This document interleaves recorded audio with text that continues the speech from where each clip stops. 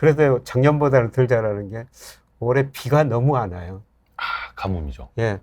그래서 올해 제가 걱정하는 거는 올해 제가 거기서 거의 10년 동안 뭐 농사일을 해보면서 예. 올해 두 가지 특징이 있는데 첫 번째는 꿀벌이 없어요. 맞아요. 꿀벌을 한 마리도 못 봤습니다. 올해. 예, 이상기후 때문에. 예, 예. 예. 그리고 비가 너무 안 와요. 맞아요. 저는 이런 걸 보면서 야, 올해 곡물 가격, 가실 가격, 과일 가격 많이 오르겠다 이런 생각이 듭니다. 우리뿐만 아니라 얼마 전에 인도에서 뭐 최고 기온이 49도까지 올라오고 뭐 일부 지역에서 가뭄이 계속되지 않습니까? 네. 이런 의미에서 저는 그 투자도 연결시키는데요. 네, 제가 정말 장기적으로 안 보고 가지고 있는 ETF가 하나 있는데요. 네. 그 곡물 3대 곡물 ETF예요. 네. 네. 그건 그 기후변화 관련해 가지고 장기적으로 식량 부족 문제가 심각해질 것이다. 요거는 뭐 우크라이나 전쟁 이전에 투자하셨던 거예요? 1년 반 전에 샀어요. 그래서 지금 수익률이 굉장히 높은데요. 네. 안 봅니다. 그냥 안 보고 제가 그거는 계속 투자하시려고요? 예, 한 5년 동안 가지고 있으려고. 네. 예, 지금 1년 반 됐는데 수익률이 지금 굉장히 높더라고요. 최근에 우크라이나 전쟁 때문에 뭐 더 급등해 버렸죠. 예. 근데 너무 급등해 가지고 좀 조정을 보일 텐데요. 근데 장기적으로 계속 곡물 가격은 오를 수밖에 없을 예, 것이다. 오를 수밖에 없을 것이다. 그건 기후변화하고 기후변화 때문에요. 예. 이어지는. 예. 세계 3대 곡물 ETF. 예. 그러면 밀하고 뭐 옥수수 뭐 이런 대두, 대두. 대두. 대두가 콩. 예, 네. 예, 예. 그렇게. 예. 그 우리나라 자산운용사 만든 ETF거든요. 아, 그래요? 예. 국내 상장 ETF? 예, 국내 상장 ETF. 그럼 원화로 투자 가능한 거죠? 예, 그렇습니다. 예. 그렇습니다. 그래서 저는 요새 그 채권 투자를 계속 좀 하시라고 그렇게 권유하고 있습니다. 그렇게 말씀 많이 하시더라고요. 예, 실제로 저 채권 비중 계속 늘리고 있습니다. 근데 사실 채권이라는 게 이제 경기가 안 좋을 때 가치가 올라가고 경기가 좋을 때 가치가 떨어지지 않습니까? 근데 이제 말씀하신 거는 지금 어떻게 보면 뭐 연말까지는 혹시나 금리가 더 오른다고 하면 내가 기존에 보유하고 있던 채권은 평가 손실이 날 수도 있는 거잖아요. 하죠. 금리가 오르면. 그렇죠. 예. 금리랑 이제 실제 가치는 반대니까. 예. 그러면 그거는 좀 감안을 하더라도 또 시장에 앞서가서 내년부터 금리가 떨어지는 걸 반영을 할 테니 그때부터는 더 평가 수익이 날 거다. 이런. 저는 올 하반기 중반부터 금리 많이 떨어지리라고 보고 있습니다. 하반기부터. 그러니까 미국의 기준금리를 더 올리더라도 시장은 앞서가서 금리가 내려갈 거다. 기준금리를 올리면 올릴수록요.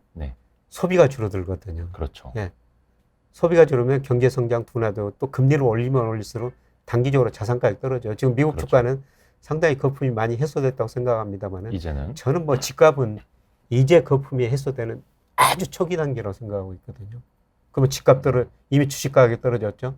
미국 가계자산 중에서 주식 비중이 무려 54%나 돼요. 역사상 최고치거든요. 주가가 떨어지니까 미시간 대학 소비자 심리 같은 거는 급락하고 있거든요. 여기서 집값까지 떨어지면 미국 소비 심리 더 위축될 수밖에 없습니다. 근데 집값을 제가 미국이나 우리나라 보니까 우리나라가 먼저 추세가 꺾이고 있고요. 우리나라 도시별로 조금 차이가 있는데 지금 제일 많이 빨리 떨어지는 데가 대구고요. 항상 대구는 제일 먼저 안 좋은 그다음에 시장을 대전이고, 그다음에 서울 강북이 지금 꺾이고 있거든요. 그리고 미국도 지금 뭐 미국은 또 집값 데이터를 좀 늦게 발표해요. 캐스칠러 뭐 20대 도시 우리는 지금 5월까지 발표가 됐는데 미국은 3월까지밖에 발표가 안 됐거든요. 그런데 3월까지는 올랐는데 그 이후로 뭐 신규 주택 매매 같은 거 보니까 급락했고요. 그 다음에 저는 주간 데이터를 보는데 주간에 그 모기지 금융 지수라고 이게 주별로 발표하거든요. 그 모기지 금리가 3% 중반이었다가 지금 5%를 약간 넘어서 버렸어요. 그건 어떤 의미죠? 금리가 올랐죠. 그러니까 금리가 낮으니까 미국 사람들이 돈 빌려 집을 많이 샀는데 금리가 올라 버리면은 부담이 된다. 부담이 되고 그 다음에 이자 부담이 확 늘어나 버리잖아요. 소비할 여력이 줄어들죠. 그래서 최근에 모기지 금융 보면은 이 지수가 급격하게 떨어지거든요. 사람들이 이제 돈 빌려가지고 집을 안 사고 있다는 것이죠. 그런 거 보면은 저는 미국 집값도 조만간 꺾이리라 보고 있어요. 그렇게 되면서 사람들의 소비 심리도 훨씬 더 안 좋아질 거고. 소비 심리 안 좋아. 미국 GDP에서 소비가 차지하는 비중이 70%거든요. 그러면 GDP의 70%를 차지하는 소비가 줄어들면은 미국 경제 성장이 떨어지고 그걸 미리서 반영하면서 금리가 떨어질 수밖에 없다는 거죠. 예, 그래서 저는 채권 투자를 지금 적극적으로 늘릴 시기다. 예, 그래서 우리가 투자할 자산이 주식, 채권, 그 다음에 뭐 부동산 네. 뭐 이런 거 있지 않습니까? 네.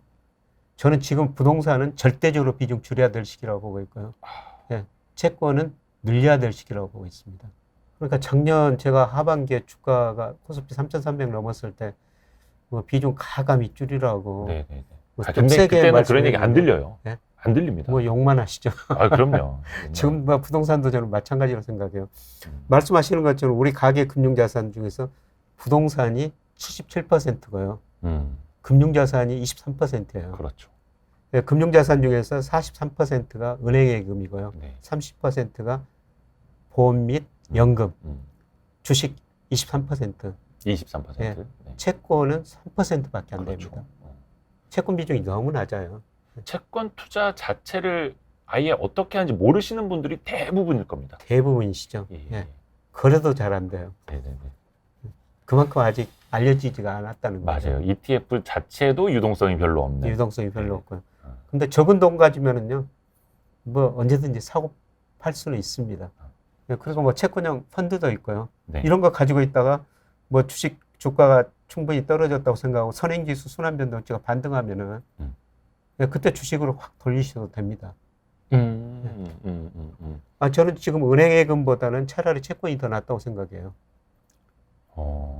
지금 10년 국채 수익률이 3.45%거든요. 네. 근데 은행예금 금리 뭐 1.8% 이 정도 되죠. 근데 여기서 혹시라도 채권 수익률이 올라버리더라도 채권은 만기까지 보유하고 있으면은 그렇죠. 매년 3% 수익은 내는 것이죠. 그렇죠. 네. 그리고 정부가 발행 국채, 우리 정부 10년 모르겠습니다. 20년 후에는 어떻게 될지 모르면 10년 후에는 우리 정부 망하지 않거든요. 그렇죠. 뭐 10년 안에 망할 확률이 없다 이러면 이제 그 신년물을 사시는 거고. 예. 개울가님 보니까 아, 기울가님? 예, 엔화를 좀 사고 계신다고 이렇게 말씀하시는데 저도 좀 어떻게 생각하세요? 엔화. 사야 된다고 생각합니다. 저도. 지금 엔화 가치가 계속 거의 최저치 엔달러율 134엔 뭐 이 예. 정도까지 가는데요. 네, 그런데 국제결제은행에서 매월 그 실질 실효환율이라고 발표하거든요. 실질 실효 환율. 예. 네. 그래서 2000년 100 기준에서 어느 나라 통화가 가대평가됐고 어느 나라 통화가 가소평가됐는가. 네. 그걸 좀 매월 발표하는데요. 네. 미 달러는 한 22% 가대평가돼 있고요. 엔화는 39% 가소평가돼 있습니다. 적정 수준에 비해서. 네네네. 역사상 가소평가 정도가 가장 심하거든요. 저는 시간이 갈수록 이런 불균형이 해소되리라고 보고 있어요. 저는 시간이 갈수록 달러 가치는 떨어지고 상대적으로 엔 가치는 올라가리라고 보고 있습니다. 다시 좀 뭔가 좀 돌아올 거다. 예. 네네. 그래서 저는 지금 뭐 이 시점에서는 엔을 좀 사셔도 된다고 생각하고 있습니다. 그래서 아까 예, 개울가님이 그걸 좀 엔 사신다고 말씀하셔가지고 뭐 자산 배분 차원에서 뭐 저는 잘하신다 이런 생각이 드네요. 엔화? 그러면은 교수님 같은 경우 엔화는 어떻게 투자를 하세요? 저는 주로 ETF를 하는데 ETF를 찾아보니까 없더라고요. 예. 네, 그래서 은행 가서 좀 살까 생각 중인데요. 네, 그런데 우선은 그 달러 비중만 달러 ETF 많이 사놨다가요. 지금 계속 줄이고 있습니다. 예. 달러 ETF를 줄이고 있다. 예. 달러가 너무 과대평가돼 있다. 예, 지금. 그렇습니다. 예. 중국 경제도 예. 정말 사실 제가 황금돼지님. 예, 중국 주식을 많이 사라고 그렇게 뭐 말씀을 드렸었거든요. 근데 최근 중국 주가가 떨어졌고. 네. 네, 그런데 제가 중국 투자는 늘려야 된다 이렇게 말씀을 드리면서도 예. 개별 종목은 정말 하지 마십시오. 정부 리스크가 있습니다. 언제든지 공산당이니까 시장 개입, 기업에 개입할 수가 있거든요. 그래서 중국 주식은 펀드나 그다음에 ETF나 랩 상품 좀 간접 투자하십시오. 네, 그리고 제가 중국 주식에서 조금 더 좁혀서 말씀드린 거는 네, 중국 전기자동차 ETF를 사십시오. 이런 말씀을 계속 드렸거든요. 근데 사실 제가 살 때는 이것도 저는 오래 가지고 있습니다만은 뭐 2020년 11월에 우리나라 한 자산운용사에서 그걸 만들었어요. 그때 10,000원에 상장됐거든요. 기다리다가 뭔지 알 것 같아요. 예, 그날 그 샀거든요. 전기차 ETF죠. 예. 네. 예, 그게 한 20,000원 넘었습니다. 네. 그리고 최근에 13,800원이니까 다시 좀 13,000원 내려오고. 떨어지다가 변동성이 큽니다. 그 원체 그 전기차는 이제 성장 시장이긴 한데 예. 또 중국 쪽에서 이게 변동성도 있고 하다 보니까 예. 예. 근데 그런 거는 저는 추세라고 생각합니다. 예, 저는 변동성 그런 거는 견딥니다. 그냥. 예, 물론 뭐 비중을 좀 줄여놓고 줄였다가 늘렸다는 합니다만 네. 이런 것들은 뭐 추세라고 생각하기 때문에 그래서 아까 저 중국 물어보시길래 네. 예, 제가 중국 주식 투자는 하셔야 되는데 근데 좀 개별 기업보다는 ETF로 하시라. ETF로 하시고 ETF도 좀 좁히시는 게 좋을 것 같다 이런 말씀 드리고 대표적인 싶습니다. 성장 산업 위주로. 예. 그래서 교수님은 좋아하시는 게 그러면 그 전기차. 전기차. 그러니까 그 중국 전기차 관련 ETF 그 뭐 솔락티브 그거 아닙니까? 예, 맞습니다. 예. 예. 그 ETF가 있습니다, 여러분. 예, 그거 찾으시면은 되고. 근데 사실 그 중국의 전기차 산업에 투자하는 거잖아요, 그거. 예, 그렇죠. 그래서 이제 거기 한 20여 개의 종목이 있어요. 맞아요. 예, 배터리 만드는 회사, 뭐 전기차 만드는 경몽 회사. 리튬도 들어있고 예, BRD도 들어있고 BI도 아마 그럴 거예요. 예, 맞습니다. 근데 그거는 차익을 내가 노리면서 들어가는 건 사실은 조금 아니잖아요. 예. 근데 저는 그거는 뭐 장기 투자 네. 예, 대상으로. 예, 제가 뭐 장기 투자하는 게 아까 그 곡물 ETF하고 뭐 세 가지가 있습니다. 네. 예, 그거하고 중국 전기차 ETF하고 예, 베트남 ETF. 베트남 ETF도 작년에 엄청 올랐다가 올해 또 급락했어요. 네. 예, 그럼에도 불구하고 이런 것들은 저는 뭐 최소한 5년 정도 보고 산 주식이기 때문에 예, 거의 걱정을 안 합니다. 그냥 저는 저 베트남 같은 나라는 네. 상대적으로 덜 떨어지리라 보고 있거든요. 어떤 인구 구조가 굉장히 좋은 거예요. 뭐 작년 2020년에 전 세계 경제가 마이너스 성장했지 않습니까? 네. 근데 마이너스 성장 안 한 나라가 몇 나라 있어요. 중국, 베트남 같은 나라. 맞습니다. 예. 제조업이 또 강하고 예. 젊은 나라고. 예, 젊은 나라고. 그리고 앞으로도 예, 계속 6 내지 7% 성장하고 예, 그리고 성장률이 좀 낮아지면서는 실물보다는 금융시장으로 돈이 많이 몰려들거든요. 네네네. 예. 그러다 보니까 실물 경제가 계속해서 성장할 수 있는 예, 그렇습니다. 그 측면에서 보시는 예. 거죠. 제가 뭐 베트남 투자했던 건 실제로 베트남 가서 강의도 한번 해보고 그랬었는데요. 네. 뭐 조금 더 직설적인 이야기는 제 후배가 모 자산운용사 대표인데요. 네네네. 국내 부분은 자기 후배한테 물려주고 베트남 가서 살고 있습니다. 뭐 베트남 와서 인생 한번 바꿔보자고 그러는데 저는 대신 뭐 ETF 많이 투자 안 하고요. 네네네. 뭐 일정 비율 투자하고 있죠. 그냥. 혹시 뭐 베트남 가서 세장가 가시라 이런 건 아니죠? 죄송합니다. 제가 막 던집니다. 예, 막 던집니다. 농담이고요. 근데 이제 베트남은 제조업이 튼실하고 특히 우리나라 기업들 보면 제조업, 특히 IT 쪽에서 베트남의 현지법인 안 두고 있는 회사를 거의 볼 수가 없을 거예요. 거의 대부분 베트남 현지 공장 두고 있을 거예요. 예, 뭐 대표적으로 삼성전자가 휴대폰을 베트남에서 절반 이상 생산하더라고요. 네, 맞습니다. 그리고 삼성과 거래하는 뭐 IT 뭐 부품사들은 또 거의 다 베트남 가 있죠. 예, 맞습니다. 예. 또 인도 첸나이에 가보니까 현대차가 거기서 자동차 생산 공장을 가지고 있는데요. 현대차가 하다 보니까 또 부품 회사도 또 거기 많이 몰려 있고. 맞습니다. 예. 인도 제가 베트남을 가보면서 이 나라들은 장기적으로 투자를 나라겠구나 이런 생각이 좀 들었었습니다. 장기적으로, 예. 장기적으로 많이 지켜보셨잖아요. 오랜 시간을. 예. 특히나 시장이 안 좋을 때는 사람들이 움츠러들고 있다가 또 나중에 지수 막 올라가면 그때 막 펀드로 돈 들어오고 막 고점에서 사람들 막 참여하고. 근데 아까도 말씀하셨지만 가치가 좋아졌을 때, 가격이 싸졌을 때 사람들이 막 다 팔고 떠나고 막 싫고 그렇죠. 이제 막 보기 싫고 주식 막 꼴도 보기 싫고. 이 사이클은 사실 인간의 어떻게 보면 본성이기는 한데 요럴 때 좀 어떻게 해야 되는지 조언 좀 부탁드릴게요. 주가는 장기적으로 상승합니다. 제 뭐 20년 동안 증권사 리서치 근무했고요. 그대로 학교 와가지고 주식 투자를 계속 하고 있습니다만 뭐 한 가지 깨달은 것은요. 좋은 주식 오래 가지고 있으면 돈이 된다는 겁니다. 그러니까 잠깐 저 존리 대표님 오신 줄 알고. 예. 제 가까운 친척이에요. 돈이 생길 때마다 삼성전자 주식을 샀어요. 네네네. 근데 삼성전자가 지금 많이 떨어졌지만 장기적으로 계속 올랐지 않습니까? 삼성전자 애들 둘 유학을 보냈다 그러는. 그 돈으로? 예. 삼성전자 주가 올라가지고 뭐 배당금도 가격보다는 많이 주지 않습니까? 삼성전자 애들 둘 유학을 보냈다. 뭐 그런 이야기가 나올 정도거든요. 저는 뭐 이제 시간의 문제지. 삼성전자가 그동안 뭐 10만 전자 이야기 나오다 확 꺾였습니다만은 또 뭐 3, 4년 후 가면은 10만 원 넘어 있을 거라고 보고 있거든요. 제가 주식에서 가장 큰 수익을 본 게 현대미포젓이라는 거 최근 좀 오르고 있는데 네, 옛날에도 한번 현대미포젓. 급등했거든요. 먼저 그- 거의 한 15년 전 말씀 예. 아닌가요? 예. 예, 그때 저 회사에서 저 중간정산 퇴직금을 해주더라고요. 오. 예, 그때 뭐 증권저축이라고 투자를 좀 할 수가 있었거든요. 네. 그래서 애널리스트들한테 종목 한번 추천해봐라. 나 이 퇴직금 가지고 전부 주식 살려고 그런다. 네. 추천을 안 해요. 안 해요? 추천을? 예, 아, 부담돼서. 부담돼서. 센터장이 그러니까. 근데 한 친구가 네. 그 현대미포젓을 한번 사보세요. 샀거든요. 네. 그런데 그때 당시는 같은 거 증권사 리서치 센터에 있으면 애널리스트가 보고서를 내면은 네. 또 몇 개월 동안 못 팔게 돼 그쵸, 있어요. 그쵸, 그쵸. 그 컴플라이언스가 네. 까다롭죠. 예. 이 주식을 팔라고 그러면 이 친구가 또 보고서 내고 보고서 내고. 아, 그래서 컴플라이언스 위반 안 되려고 예. 못 팔고 있었는데. 그리고 회사 나오면서 팔았는데 예. 5배. 그 뒤로도 훨씬 더 많이 올라 그랬어요. 오. 근데 요새 그 조선주들이 뭐 현대미포나 현대중공업 이것 좀 모르더라고요. 네. 근데 저도 그런 주식 좀 가지고 있습니다만은 애널리스트 보고서 보니까 뭐 참 괜찮을 것 같습니다. 조선?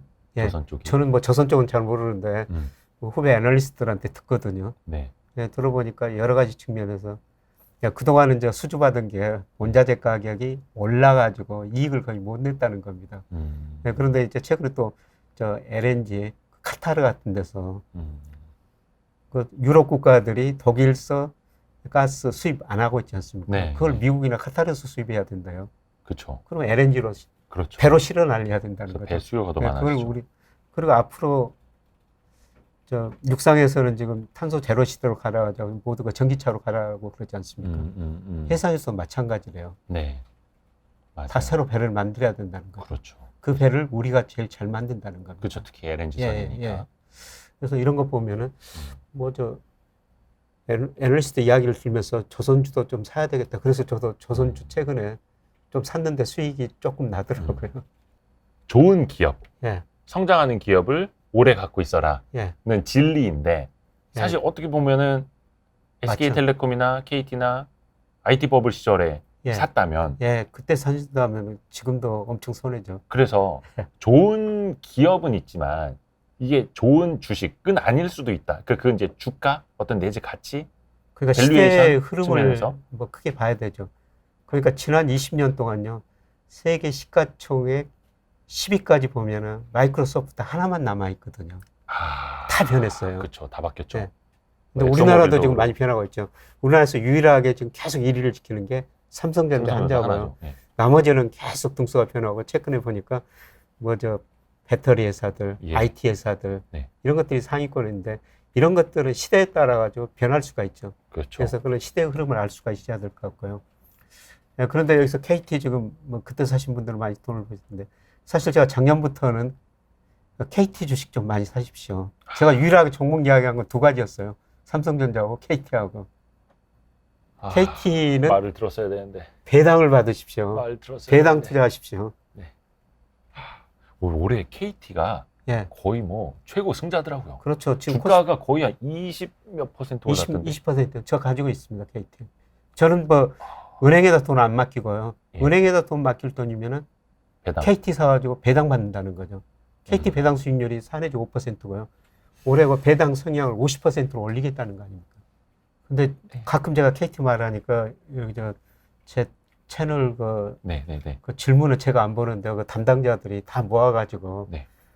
저한테 이런 질문이 들어왔습니다. 대답 좀 해주세요. 네. 그래가지고 대답을 하거든요. 오. 네, 그런데 KT에서도 많은 질문이 들어있더라고요. 제가 뭐 작년부터 올 상반기까지는 적극적으로 사시라고 말씀드렸는데 네. 지금은 좀 너무 많이 올랐습니다. 지금은. 예, 한 번에 사시지 마시고 네네네.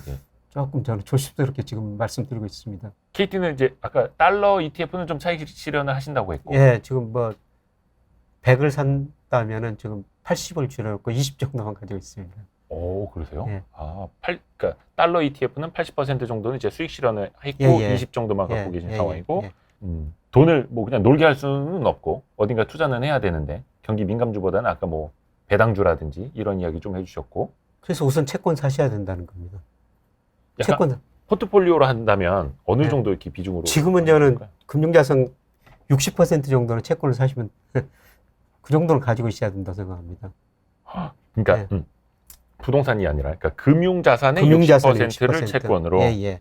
그리고 선행지수가 이제 저점 치고 반등할 무렵에 네. 뭐 채권 비중 가감이 10% 그 이하로 줄일 수 있고 주식 비중을 60% 늘릴 수도 있죠. 오늘 그 한 일간지 보니까 옛날 무슨 영화 있었죠. 물결을 보지 말고 바람을 봐라. 아. 물결을 일으키는 바람이다. 바람의 방향을 봐라. 네네네네. 예, 그게 거시경제 변수거든요. 그렇죠. 예, 사실 제가 얼마 전에 제 유튜브 채널에서 뭐 10분을 모셔다가 네. 점심을 한번 같이 먹었었어요. 오, 예. 근데 그분들이 정말 좋은 공부를 많이 하시고 좋은 종목을 많이 사셨더라고요. 네. 뭐 삼성전자 같은 거 대표는 좋은 종목이죠. 네. 애플 같은 것도 대표는 좋은 종목이죠. 음. 그런데 그런 것들도 시기를 잘못 알면은, 잘못 사면은 네. 많이 떨어지지 않습니까? 네. 대표적으로 저는 선행지수 순환변동이 하나만 봐도 된다고 생각하는데요. 예. 선행지수 순환변동치가 작년 6월을 고점으로 계속 떨어졌어요. 주가하고 똑같은 방향이거든요. 그래서 선행지수 순환변동치가 꺾이면은 삼성전자를 안 사야 된다는 거죠. 주식 비중 줄여야 된다는 거죠. 그게 이제 올라가는 시점이 되면은 제가 적극적으로 주식 비중 늘리십시오. 아마 이런 말씀을 드리게 될 겁니다. 근데 지금은 아직 아니라는 거죠. 그게 이제 매크로를 보시는 분들 예. 입장에서는 그렇게 그게 이제 바람이죠. 탑다운으로 예. 바람부터 보는 예, 거죠. 예, 예. 그러니까 어쩔 수 없이 반도체도 경기 민감주 중에 하나다라는 그렇죠. 대표적인 경기 민감주 중에 하나죠. 측면에서 보면 예, 경기가 나아질 것이다라는 신호가 연속해서 예, 이렇게 예. 나올 때. 예, 예. 예, 그런데 이제 주가는 조금 선행하고 네. 선행지수 순환변동치라는 게 통계청에서 한 달 지나고 나서 지난달 걸 발표해요. 이게 좀 늦죠. 그렇죠, 그렇죠. 그러니까 선행지수가 꺾이는 걸 보면은 뭐 머리끝에서 주식을 팔 수 있는 게 아니라 목에서 팔 수는 있는 거고요. 그다음에 발바닥에 살 수 있는 것이 아니라 무릎 정도에서는 살 수가 있는 거죠. 네. 무릎에서 사가지고 목에서 파는 게 사실 주식 정상이죠.